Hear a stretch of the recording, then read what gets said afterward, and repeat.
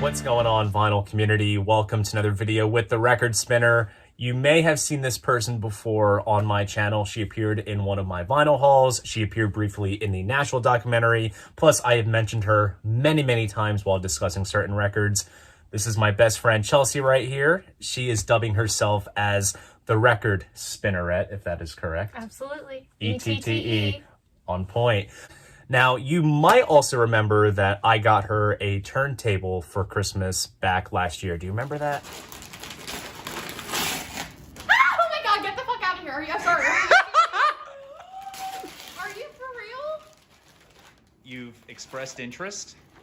Now, obviously, it has been, as of filming this video, roughly 8 months since she got that turntable and her first record and has started building her record collection. And I figured I would get her on the channel. That way she can showcase what records that she owns and to give her a bit of a spotlight here on the channel. So the star in this video is certainly not going to be me. All yours. Aw, I can never take the attention off you with my feeble collection. It's not, listen, this is not feeble. You start somewhere and you build from it. Alright, so the first vinyl I have is Alanis Morissette, Jagged Little Pill. Need I say more? It's a classic. I just love Alanis Morissette. It's just so good when you're angry and you just want to break everything that you own. Mm-hmm. Next I have, in a completely different direction, is America.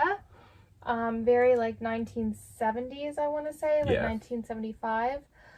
Sister Golden Hair is a pretty popular one. Ventura Highway, Tin Man, super easy listening. Definitely, I categorize as like a spring, fall album. I can see that. Good for a long road trip. So, as you'll see throughout the video, my vinyl collection jumps from one extreme to the other. It's none of this is like cohesive in the least. Next I have is Avril Lavigne, The Best Damn Thing. I really want to get all of her vinyl, but I know it's a little pricey and hard to come by, I believe, because every time I want something, I always go to him and I always send him a screenshot, a link. I'm like, is this legit? Is this in good condition? Should I buy this? Is the price right? I literally ask him 100 questions. But I mean, Avril Lavigne, I feel like, is like the early 2000s Alanis Morissette. You know, like, she just didn't give a shit about like what she looked like, anything. It just was like so carefree. It's like when you care but you don't act like you care, it's like the epitome of like what cool is. So I love Avril Lavigne. But yeah, a lot of these songs I feel like never charted to #1, but you would hear them in the mid 2000s, like on MTV is like the song playing in the background or stuff like that. So it's definitely underrated. Also it has When You're Gone on it, which is really sad, but I just love Avril Lavigne, and like who doesn't want to pull off like the pink hair, you know? That's just like perfect. Yeah. This one I have is Barbra Streisand. Again, going from Avril Lavigne to like 70s, but yeah, this is just important for sentimental reasons, like the movie The Way We Were, the song The Way We Were. There is no artist that can just make you cry by lyrics the way I feel like Streisand can. I mean, it's probably more of a favorite for our parents and grandparents. For sure. I just feel like because my parents are a little bit older, I was exposed to not the typical like 70s, 80s music. It was more so like 60s, 70s. So it's kind of unique to get a different taste of music growing up. Next I have is the Beatles' Abbey Road. As you'll see, a lot of this is still sealed. I've been getting some records as gifts. Not from any sponsors, just my dad and my friends.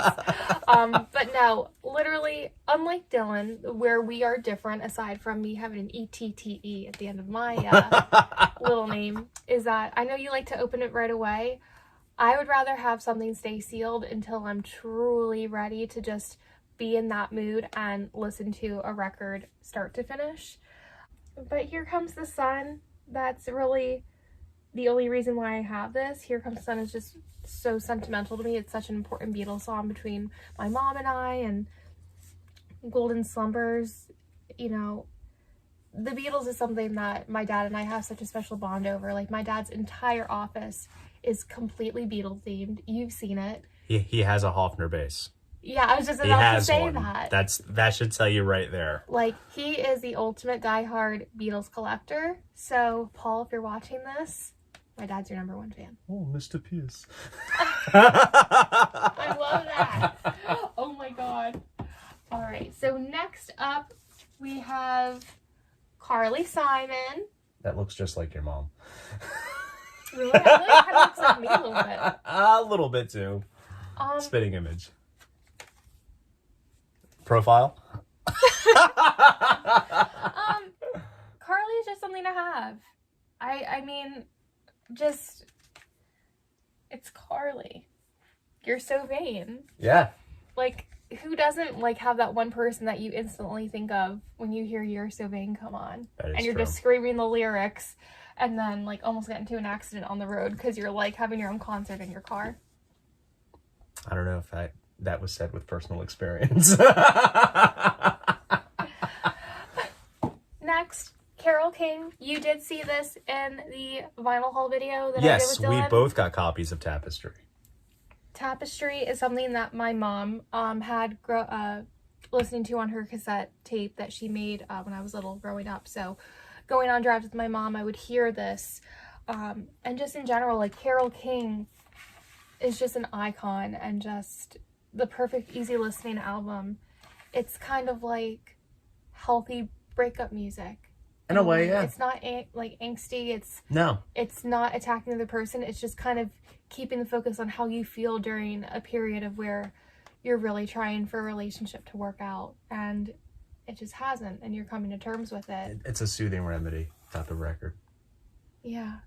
It's just super empowering, and just the kind of person Carole King was and it still is today. It's just, she's just iconic. I love her.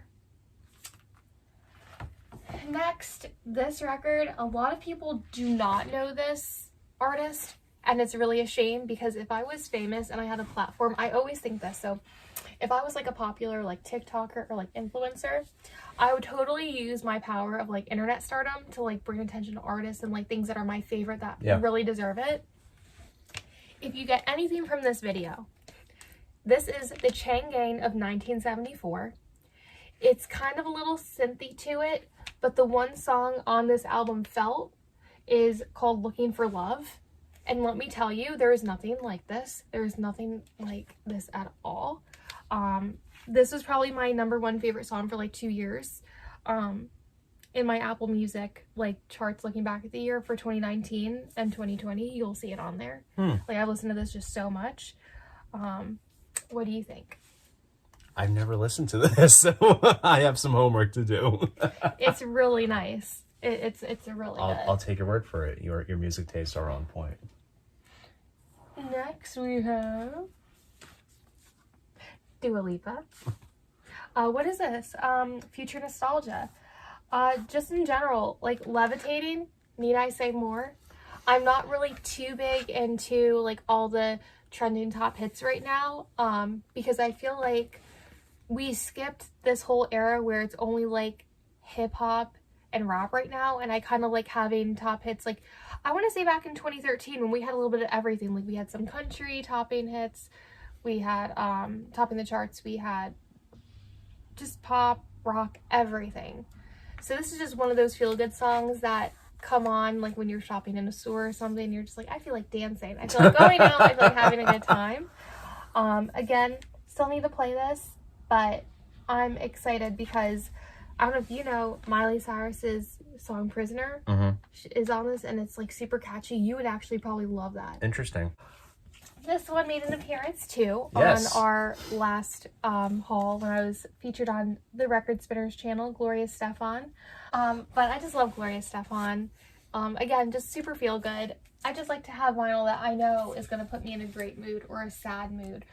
I feel like even though there's a lot of vinyl that I don't have, it just has to hit special to me to actually own a copy. So it's not that I don't want to own everything, I do, but to me, ever since you got me this, vinyl is something that's sacred. So I want to get things that are meaningful and hold purpose. I don't want to just collect to have it. You know, it's like if it's part of my collection, like, you know that this was at some kind of monumental point in my life where it influenced me in some way. Thank you. And I still say to Dylan to this day that this record player is the best thing that, like, best gift I could have ever gotten. And I love this color blue, so. Tiffany blue. Yes. Fleetwood Mac Rumors, oh my god. An essential. It's a staple, it's a classic. Every time it rains, you either think of two songs. Dreams. Or Landslide. There you go. It's just so easy listening. I think that you've always liked Fleetwood Mac, but I feel that you hone into it a little bit more because, you know, I listen to it a lot. Partly. All right. Honestly, opinion time. Which is fine because this is his channel. I mean, obviously, I have a copy of Rumors because it's an essential record to own in any collection. I just never really focused too much into the kind of Stevie Nicks, Lindsey Buckingham, Fleetwood Mac type stuff. Not for, like, any, like, particular reason. It's just, I don't know, hearing it so much on classic rock radio growing up, like, I was already so subjected to it. But with that said, I've never delved into the early, like, Peter Green type stuff from the 60s and such, so I feel like maybe I'd like that. Not to say I don't like this, it's just I'm not in a rush to really get more of it, but it is still very enjoyable. Yeah, I like it a lot. It's just something, like you said, everyone knows Fleetwood Mac. Everyone can associate Go Your Own Way, Dreams, Gypsy. Yeah. You know, following suit, Fleetwood Mac's greatest hits, which I absolutely love because it has Sarah on it. And Sarah makes me cry every time. Aww. And Rhiannon. Like, I love that name. Like, Rhiannon, if I is a have nice a name. daughter, Rhiannon will be her name. There you go. Just because it'll be like, hey, Rhi, put this record on. It's super cool, you know. And, you know, Dylan and I have a playlist that he created of songs that are sentimental from our friendship that's been going on for over a decade now, since, like, high school days. Yeah. And he knows that, like, I love Fleetwood Mac so much that he's added quite a few songs to the road trip playlist. The next two records Dylan has gotten me into. He actually got me one as a gift. Yes, one as a birthday gift, and then I think you got I bought the other for one. yourself. Yeah. So I'm sure you know from his record and from how cool his interview was. Shout out to Hazel English. It's Hazel English. This is just awesome because when Dylan and I first hung out for the first time, okay, so Dylan and I knew each other growing up because we went to the same school, but we didn't necessarily have the same friend group, just because, for those of you who don't know, I'm 2 years older than Dylan. So if you want to talk about, like, the first time you hang out with someone, the first time we hung out, we went to a Christina Perri concert, which is so weird because we never, like, talked other than, like, on social media, getting to know each other. So the first time we hung out, we're like, you're like, you want to go to a concert with me? Getting to know each other on the hour ride to Philly. Well, your dad was driving us. Yeah. Yes. So I feel like Christina Perri is kind of like the mother of Hazel English in a way, and then Hazel English followed suit. Yeah. What's also really cool about Hazel English is that when I was sick in the hospital and having surgery, she did a cameo for me and had wished me a speedy recovery because Dylan reached out to her because he has it like this. Well, ever since the interview, she has followed him on social media, on all platforms, Twitter, Instagram. And I think that's it, yeah. And that's it, because that's the only two things that matter. And she's just so cool, and her sound is like no other. But yeah, we have Wake Up, which is her second album. And the best one, I have to say, is Off My Mind. Yeah. That's my personal favorite. I know you like Wake Up. Yeah. Shaking. Yeah. Yeah. Honestly, the title track is probably my favorite. It's such a driving tune. I like how aesthetically pleasing. Rocking Which it. is amazing. And then her first self-titled. Well, Is this so self-titled? to be fair, that's a double EP. Wake Up is the full length, her debut full length. So Okay. those are 2 EPs put together in one package. And they both have such a unique sound. Fix is like the best song off of this. Yeah, Fix is a good one. It's kind of singer-songwriter, but more poppy. How would you categorize it? He's the expert here. I would say to best describe Hazel English's genre is psychedelic indie pop. Yeah, what he said. So this is super unique. So while I was recovering from having surgery, and I'm sitting in a neck brace for a month and a half, because that's all I could do. I couldn't, walk. I couldn't do anything. All I had was myself and my laptop. So I decided to order some records. So this is super unique because, so this is from Enjoy the Ride Records. And this is so cool because this was a limited amount of pressings. I think about maybe under 1,200 of these were released. Wow. And they are going to be doing, I think, a re-release again of them in another batch. But there's different variants with this record, which is really cool. So this is the Hey Arnold soundtrack. So for me, I love this because I'm the kind of person that I like to hear background noise. So when I'm watching a show or something, I'm constantly paying attention to what the music is, the sound, and I just love how jazzy this is. And if you remember like the little like quirky songs that would go in the background whenever an episode of Hey Arnold was on, you'll know exactly what I mean. But this is just cool from the cover to then when you open this up, I don't know if you can see, but this is Arnold's room. And you can see that the grandparents are looking at you, which means you're supposed to be Arnold, and then you have Helga on the top staring in because her locket dropped on Arnold's bed. And it's super cool because it just has, side A, side B. It has all the different track list of songs from each episode, and the vinyl itself is really cool. So you want to take that out. Yeah. It's supposed to be Helga's locket, the little heart of Arnold. And on the opposite side is Gerald and Arnold, which is super, super cool, which I just love. That's awesome. That is so cool. So that's how I feel this is super important because literally, again, it's a limited release. Not a lot of people have it. You can only get it on their website. This is not something that record stores got.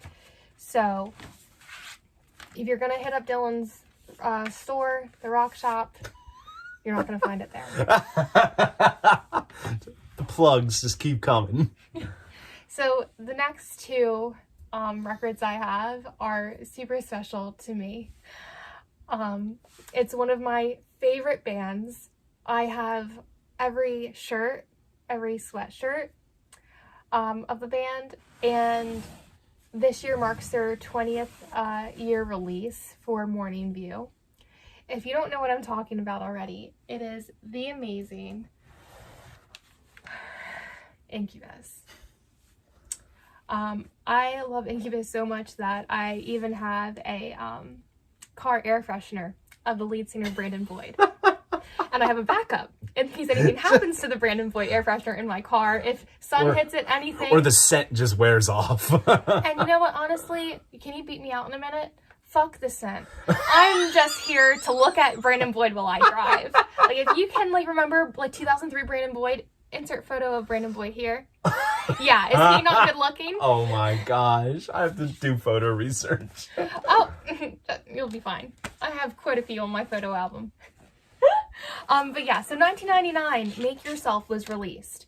It sucks because they were actually doing their 20th anniversary tour for Make Yourself, but when COVID hit the pandemic, obviously concerts came to a halt, and, it sucks for everyone else, but in luck for me, because I didn't know about that at the time, and now that I do, I am literally stalking Incubus's HQ website to see when tour dates are coming, since Morning View is now at 20 years and they are starting to do concerts again.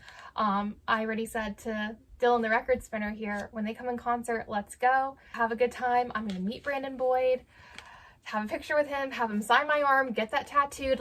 I have it all planned out. But if you remember Guitar Hero in the early 2000s. Yes, the song. Stellar. Guitar Hero 1, 2005, the first game, PS2 only. I am passionate about Guitar Hero. Yes, he is. And Stellar was on there.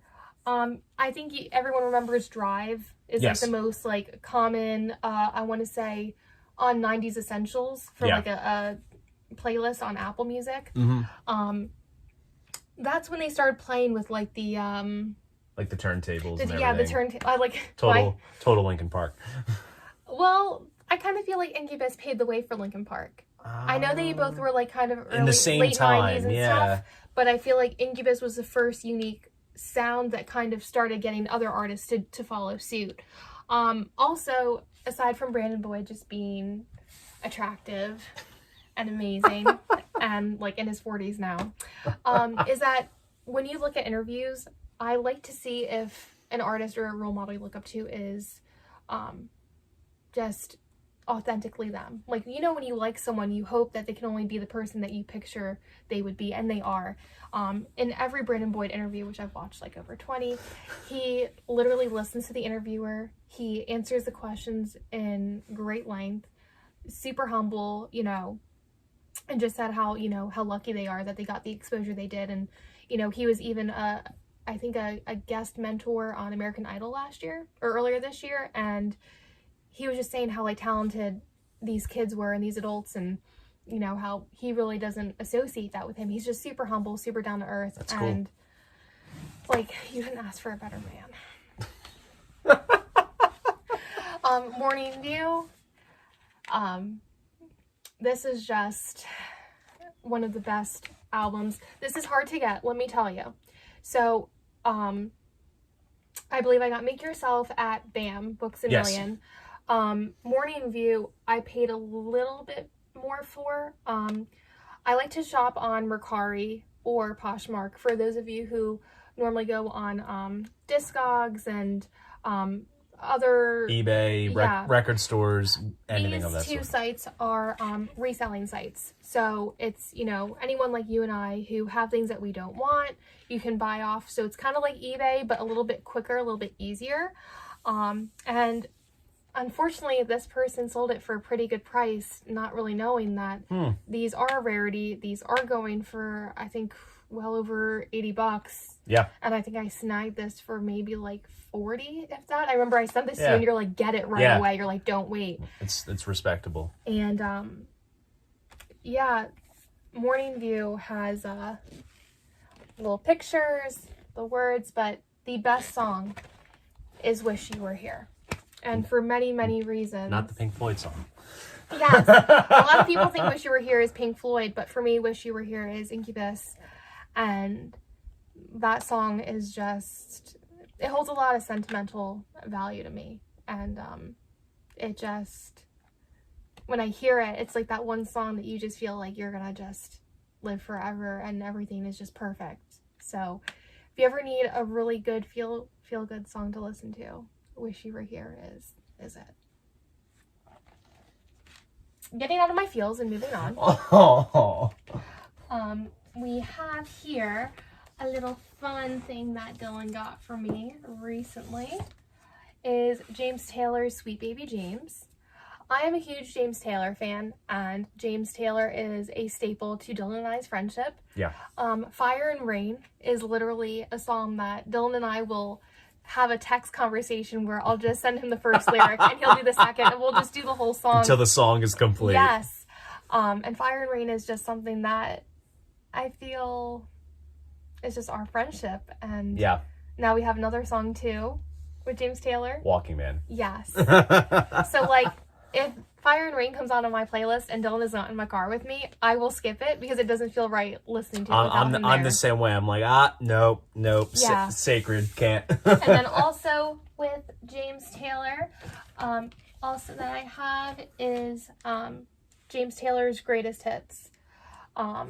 Again, has everything you need. Everything you need in it. Fire and Rain, Walking Man, Sweet Baby James, How Sweet It Is, Mexico. I mean, Shower the People. It's good. The live version of Steamroller is good fun too. And for a lot of people who don't know, Carol Kane plays on this, and Carly Simon. There you go. Because James Taylor and Carly Simon were, I think, married for a while.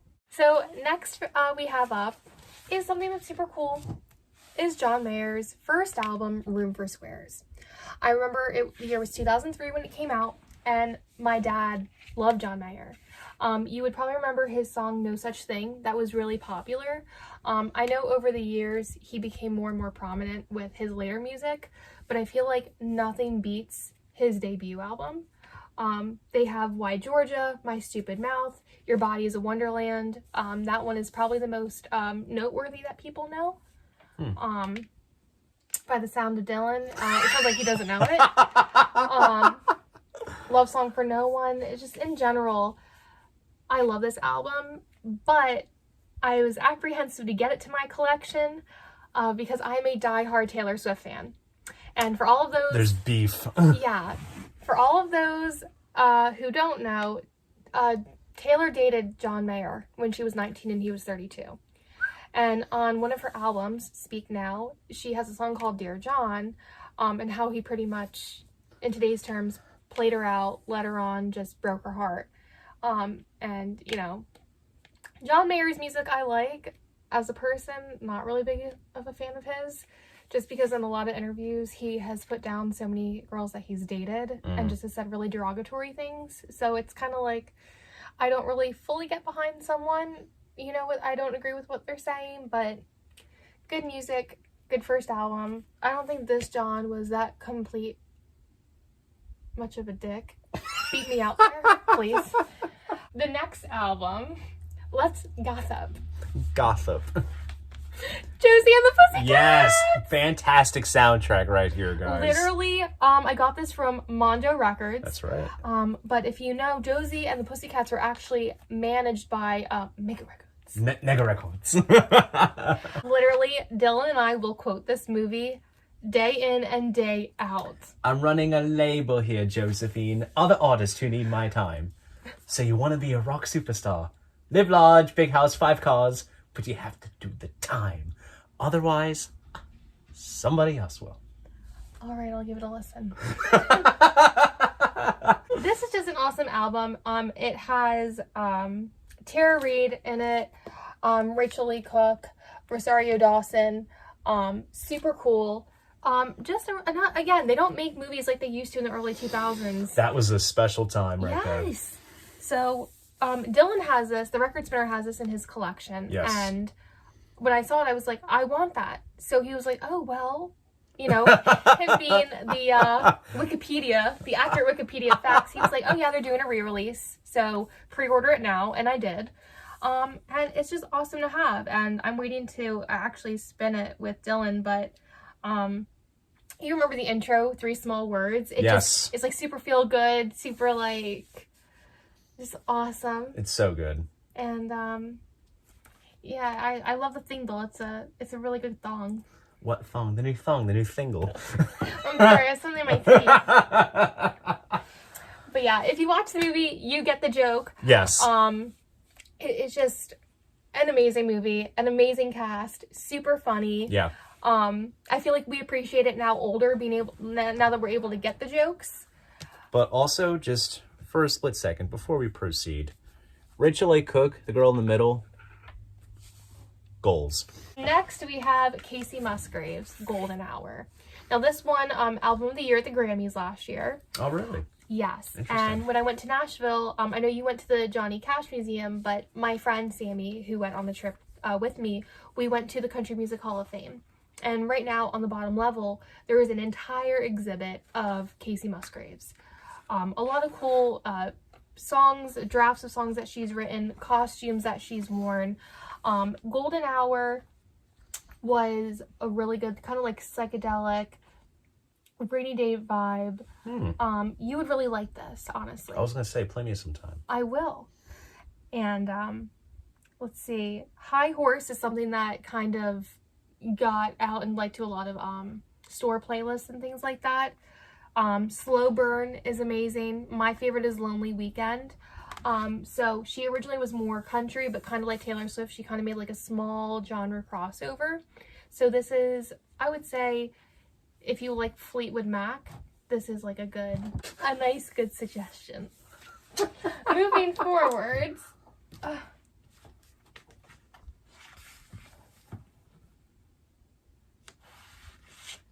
We have Loggins and Messina.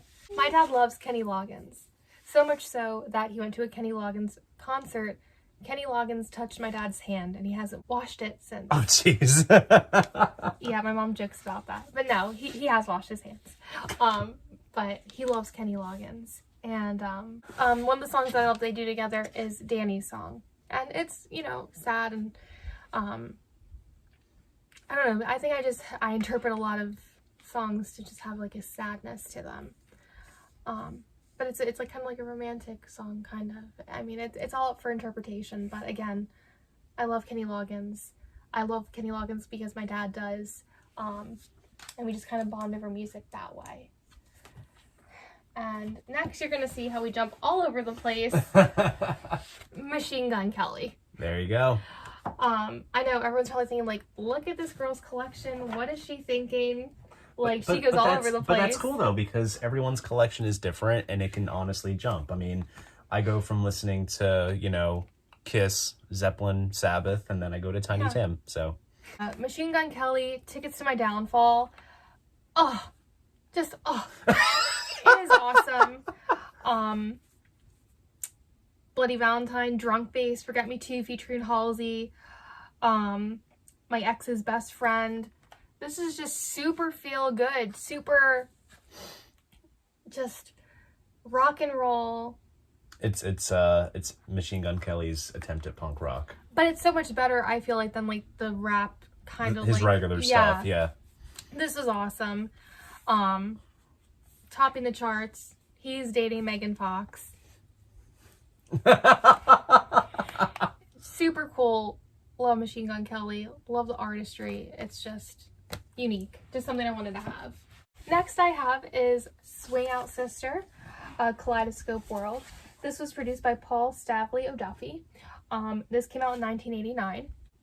Literally, we were at a record shop called Tunes. Yes. And when I tell you, their selection was a little eclectic. Some new stuff and then a lot of like old stuff that was in, I would say the condition called G. Yeah. Yes. She's onto it. And I was just like, you know what? What am I listening to right now? So I scroll through my playlist. I'm like, I listen to Swing Out Sister. Lo and behold, what do I see? This album. And I'm like, no way. And I scored this for like $2, which is like amazing. Yeah. And this was sealed still. So the fact that I got something that's like, you know, a classic now for a good price, simply for the song Waiting Game.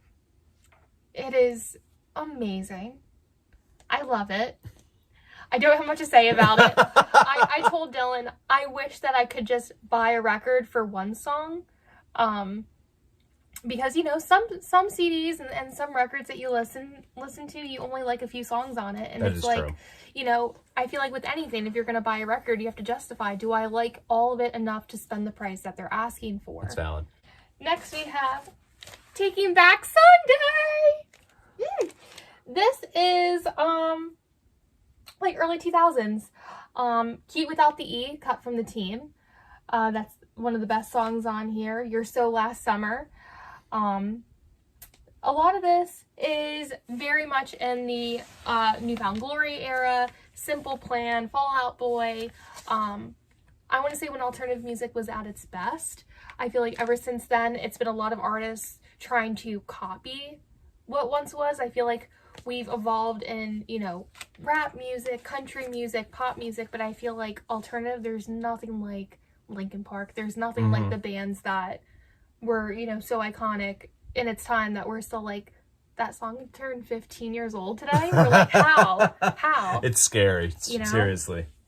But it's just awesome. I mean, it's a great album, and I personally love the cover because it's like on the highway, and that is pretty cool. Makes you feel like you're just going somewhere. Yeah. Somewhere where you're trying to get to.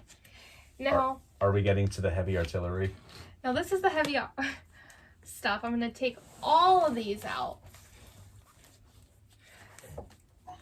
This here, I'm going to let you help me with this. Yes. This going through. This is every single album of Taylor Swift. Look at that. I am a Swiftie. Look at that stack. Let me tell you, I'm at the age where, you know, I was 13 when her debut album came out. I was never a big Swiftie person. I was never big on Taylor Swift. I like some songs here and there, but it never really resonated with me until Folklore came out. Now, just like vinyl, I believe that there's a certain time in your life that an artist or music really resonates with you and what you're going through. And when I heard Folklore this past summer, something inside me sparked where I felt like I was like this new person. And I was just like, this artist really gets me. This music is really describing everything that I'm going through in my life. And it made me then want to listen to more of her music. And then when I was going back through her discography, Yeah. Just more music that I just kind of overlooked over the years. And I'm like, you know, it's mainstream. I'm not really like listening to it. It just started to resonate with me more. And I'm like, how did I miss this? I have her Fearless Platinum Edition, her second album. I have Lover. On pink and blue vinyl, which is pretty cool. Taylor Swift's 1989. Taylor Swift's debut album. Taylor Swift, Taylor Swift Speak Now. What turned me on to her entirely? Folklore.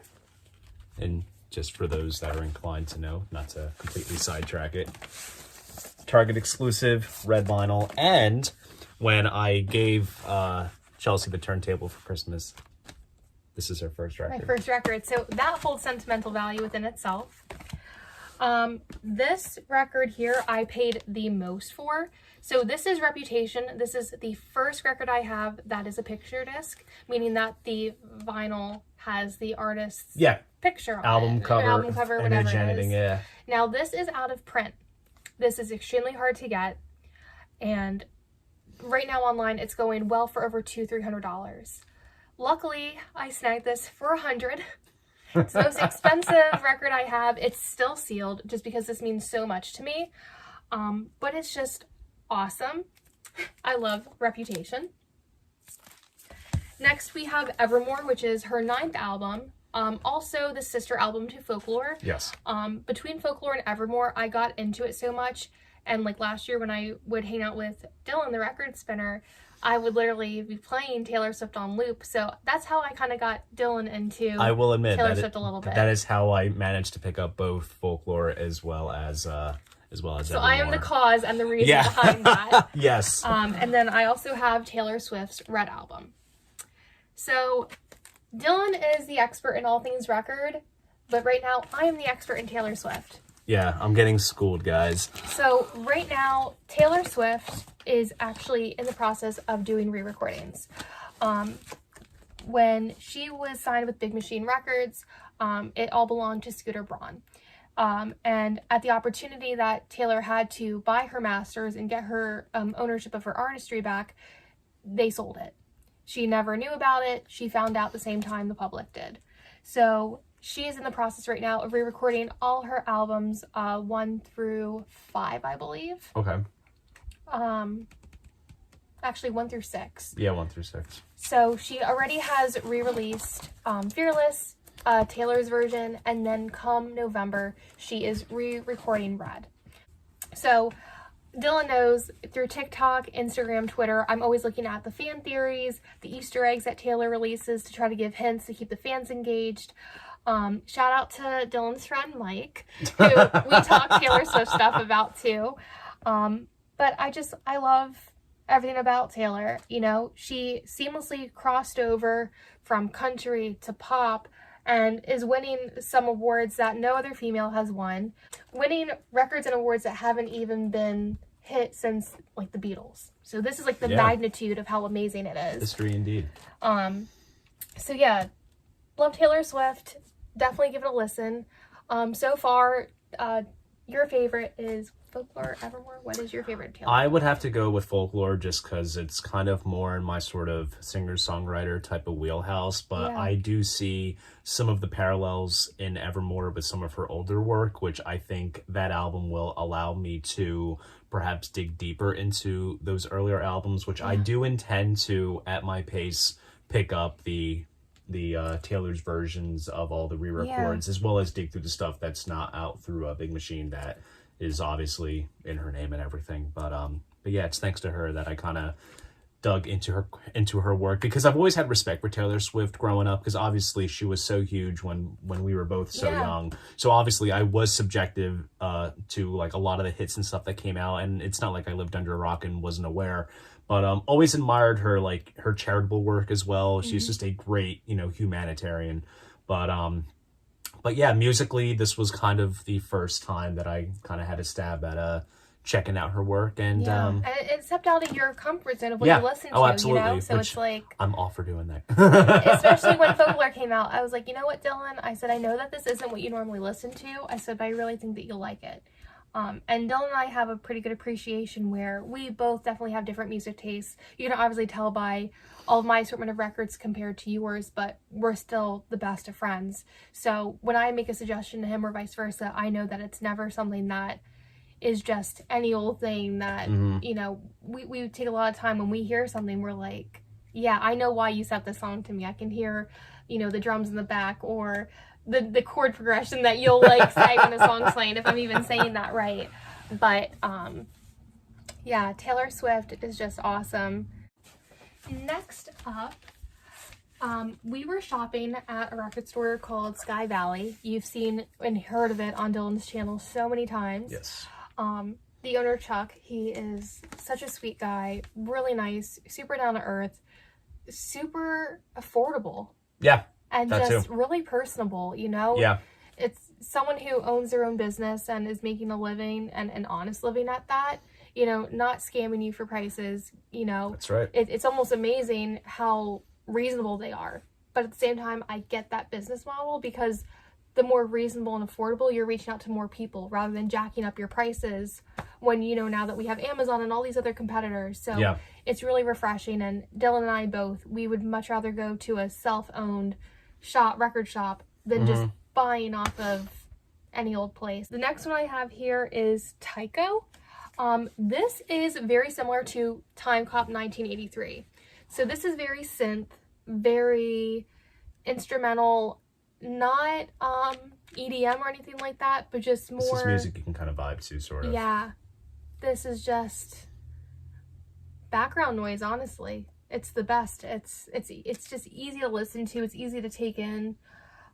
Something completely different for both Dylan and I. Because when I heard this, I was like, okay. Because this was playing at Sky Valley. Yeah, it was. And like I said before, with, you know, songs in movies, songs in TV shows, I always am like Shazamming music. And I was like, what is this? Because I'm always interested in hearing like new artists. And then, you know, finding similar artists like that. I really like having underground, unreleased stuff. So that's that.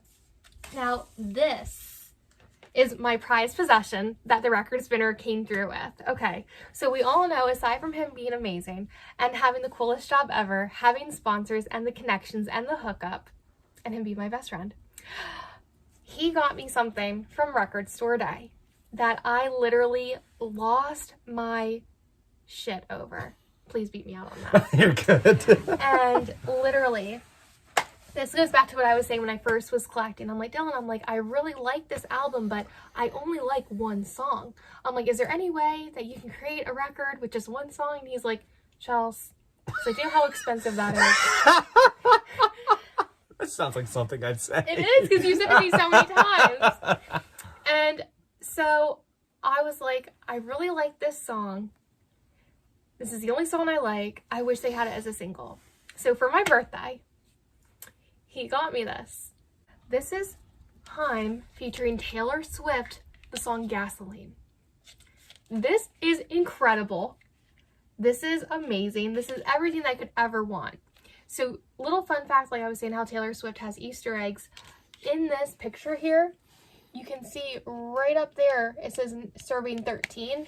13 is Taylor Swift's lucky number. So anytime she has something that's coming out, a project, anything, she'll have a little Easter egg to know that that's Taylor Swift. And Haim also features on her Evermore song, Nobody, No Crime. And this is just awesome. This comes from Haim's Women in Music Part 3. And I like Haim, but again, it's more so just certain songs that I like. I haven't found an album that I can listen to entirely through, like Fleetwood Mac's Rumors or, you know, anything else. But, and I just love this. And like I said, I intend on collecting more records. This is something that I foresee myself doing for a really long time.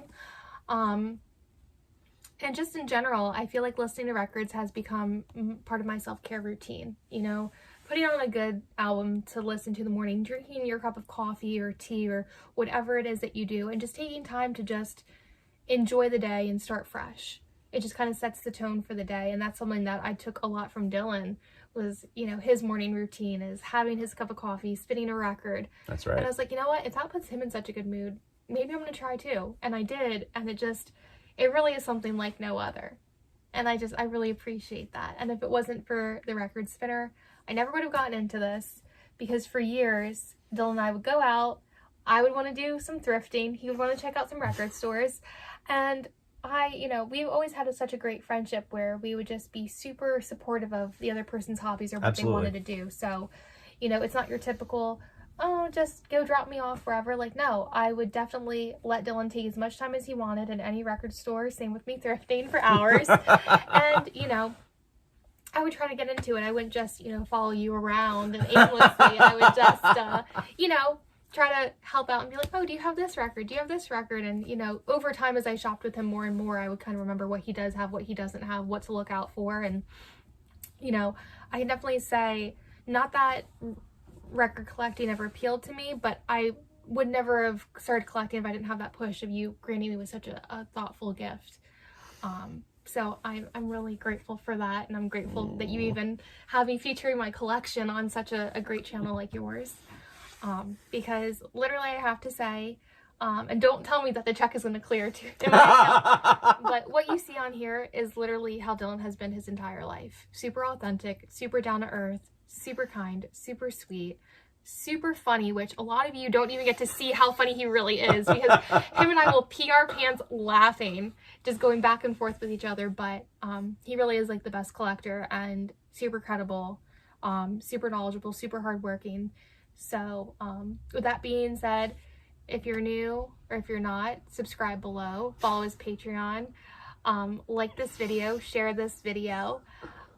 If you subscribed already, get a friend, make another fake email account, subscribe to this too. Let's build this up. No, but Dylan is just awesome. And just, I'm lucky to know you. I'm lucky to be featured on this. And I hope this was fun for you guys to watch, because this is new for me. That right there is my best friend's vinyl collection. If you enjoyed this video, please go ahead, give it a like, subscribe to the channel. If you want to support this channel, be sure to check me out on Patreon. Perhaps you'll see her again in future content. Actually, that is a promise. You will see her again in future content, because we do have some record shopping adventures to capture for posterity. And also, who's to say that there will be a follow-up video showcasing more records in your collection. But anyways, as I always say, see you guys in the next video, and most importantly, keep the record spinning.